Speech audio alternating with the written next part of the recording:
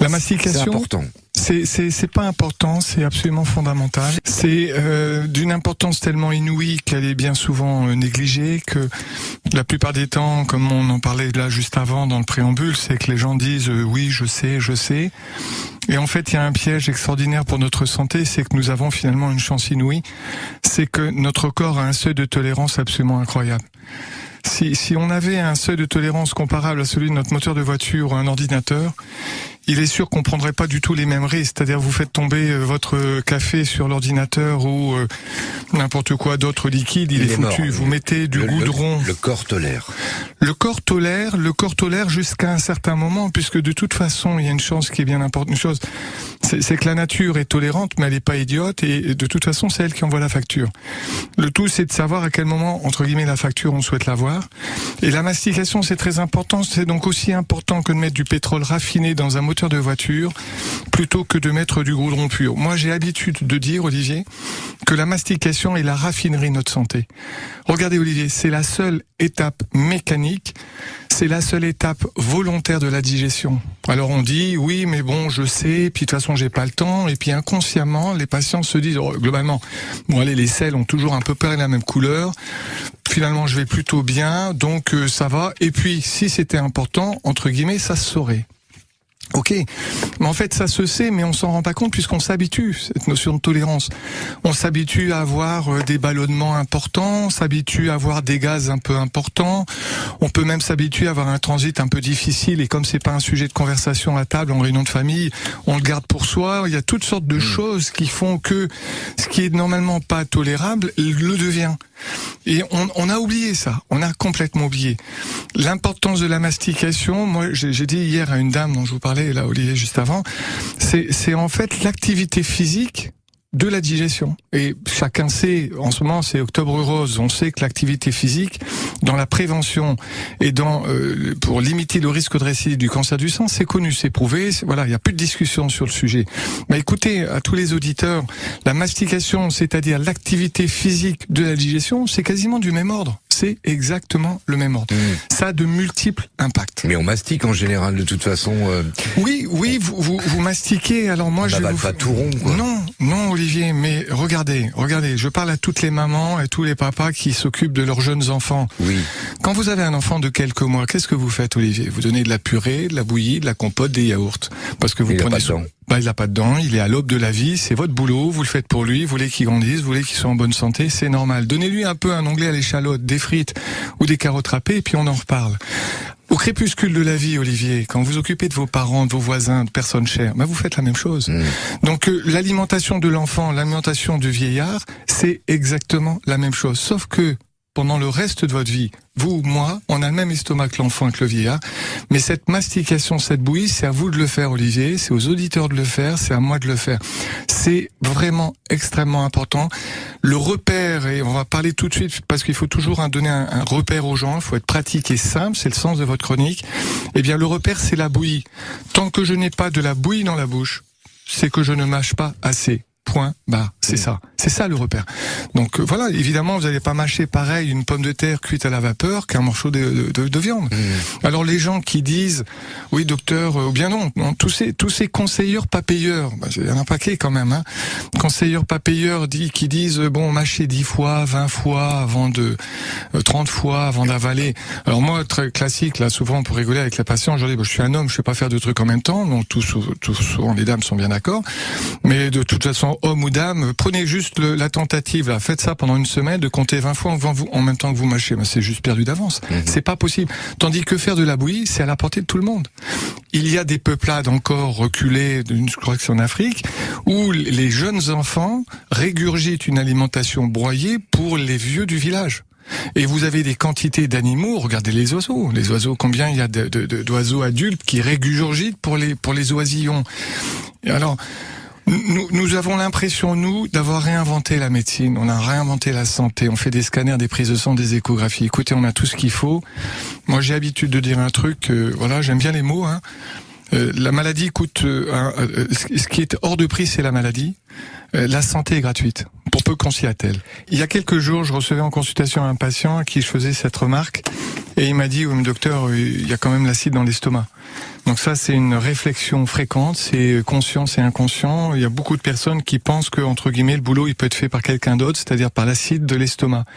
Ce qu'il faut bien comprendre, Olivier, c'est que l'acide gastrique, l'acide chlorhydrique, est quelque chose qui sert effectivement, qui participe à la digestion, essentiellement les protéines, la viande, le poulet, les poissons. Donc ça, c'est un rôle important sur la première étape de la digestion des protéines. Par contre, le rôle sur la digestion des graisses et des sucres, c'est quand même très faible. Et il y a un risque, une propriété absolument extraordinaire de l'acide chlorhydrique qui est quasi totalement ignoré, c'est-à-dire que l'acide chlorhydrique est un véritable chalumeau. C'est de la stérilisation extraordinaire, c'est-à-dire que vous savez que quand vous mangez de la viande, il y a des bactéries à l'intérieur, il y a des virus, vous savez quand vous mangez du fromage, il y a des quantités de champignons puisque c'est une façon de faire le fromage. Eh bien le fait de manger, de mâcher, qu'est-ce que ça va vous permettre? Ça va vous permettre de broyer les aliments comme si vous broyiez un morceau de sucre en 1000 morceaux. Et à ce moment-là, qu'est-ce qui se passe? Moi, si j'ai un morceau de viande, un morceau de tout ce que vous voulez, j'ai besoin de quoi? 1, 2, 3 gouttes d'acide chlorhydrique pour stériliser, comme si vous mettez 2 gouttes sur un sucre qui est complètement broyé, il se dissout. Par contre, si vous avez votre morceau d'aliment qui est encore au stade du grumeau, combien il vous faut d'acide gastrique? Et est-ce que le boulot il va être fait? C'est pas sûr. Et en plus, l'estomac, il bosse comme un ouvrier dans n'importe quelle usine, c'est-à-dire que l'estomac, au bout d'environ 2 heures, il dit aux protéines, mais écoute, cocotte, ça fait un moment que t'es là, il va falloir que tu passes parce qu'il y a du monde qui attend derrière. Et le monde qui attend derrière, ce sont les féculents, ce sont les graisses qui souvent passent en dernier. Et on se retrouve avec un boulot en fait qui est bâclé. Et c'est la raison pour laquelle vous pouvez vous retrouver avec cette quantité de bactéries, de champignons, de candidats qui normalement auraient dû être stérilisés dans la proportion normale au moment de l'étape de l'estomac. Et il n'y a pas d'acide chlorhydrique, il n'y a pas d'acide gastrique dans l'intestin, dans le duodénum, partout ailleurs. Et donc cette stérilisation non faite, vous avez la porte ouverte vers ce qu'on appelle les phénomènes de putréfaction, c'est-à-dire la décomposition des corps, phénomène de fermentation, la décomposition des féculents, qui sont des processus de toxicité. Mais Olivier, c'est absolument incroyable. Regardez un corps d'un animal mort sur le bas de la route, vous approchez, ça sent pas bon quand même. Bon, écoutez, il y a quand même un certain nombre de patients qui vous disent, moi quand je fais des gaz, et là aussi c'est pas un sujet de conversation du repas de midi en famille, ils vous disent, j'ai quand même des gaz, ça y va quoi. Ça c'est de la putréfaction.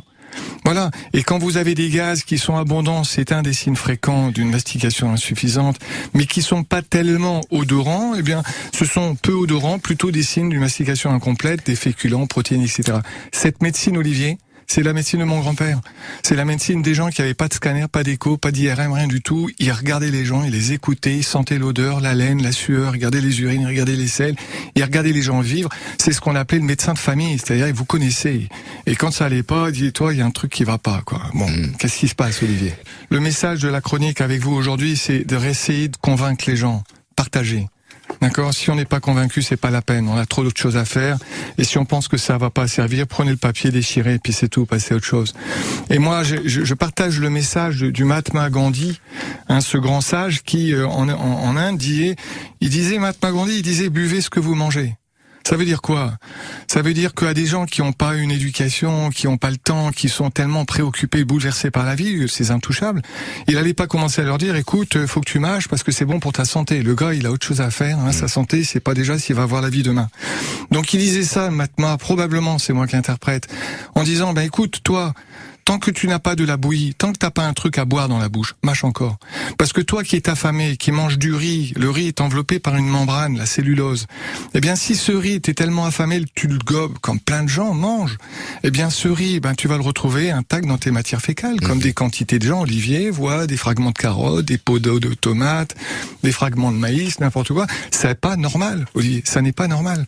C'est la preuve, c'est la partie visible de l'iceberg d'une alimentation défectueuse en termes de quantité de nutriments à apporter pour votre santé.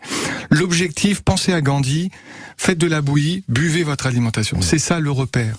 Alors, moi, c'est la question que vous me proposez. Les petits trucs qu'on peut proposer aux gens. Écoutez, buvez un verre d'eau avant de commencer le repas. Ça va vous caler, ça va éviter de vous précipiter sur l'assiette. Évitez si possible le pain et l'apéro en début de repas, parce que ça c'est du sucre, c'est la fin des haricots. Là, si vous commencez le repas par du sucre, c'est plus la peine de discuter, c'est plié. Le match est plié. Pas d'apéro, quoi. Non, enfin, de temps en temps, faites-vous plaisir, Olivier. On n'est pas là pour être au séminaire. Oui, je sais bien. On est d'accord. Bon, rien contre les séminaristes, hein, bien sûr. Hein. Mais pas régulièrement. Pas régulièrement. Il faut vous rendre compte que si vous écoutez l'expression, Olivier, le sucre appelle le sucre. On est d'accord. Moi, j'ai jamais vu quelqu'un qui mange un avocat qui dit tiens je vais en faire un deuxième ou un troisième. Je parle de l'aliment. Hein. Il y a personne qui va manger un steak en disant tiens je vais en faire 2 ou 3. Non, on est rassasié, c'est bon, on a son compte. Combien de personnes commencent un paquet de chocolat, le terminent? Eh bien le pain c'est du sucre, l'alcool c'est du sucre. Donc si vous commencez le repas comme ça, c'est terminé. Vous perdez le film de votre alimentation. Donc un petit truc que je partage beaucoup avec les patients, je leur dis écoutez, prenez le téléphone portable, pour une fois il va servir à quelque chose. Vous mettez le mode en mode minuteur. Vous savez, le compte à rebours. Vous mettez le minuteur, sonnerie toute petite, vous mettez 5 minutes. Et puis le téléphone, il sonne au bout de 5 minutes. C'est comme si vous avez Jiminy Cricket de chez Pinocchio, là, qui vous tape sur l'épaule, qui vous dit, Olivier, écoute, là, tu vas un peu trop vite, ralentis un peu.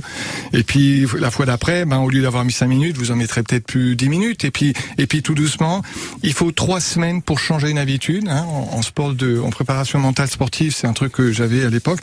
Et c'est ce qu'on dit, hein. Et on dit aussi, et là, moi j'aime bien les métaphores, les parallèles, etc. C'est que quand une fusée décolle, 80% du carburant au décollage. Donc l'énergie, c'est les 3 premières semaines, Olivier. Changez les habitudes, être convaincu, partagez.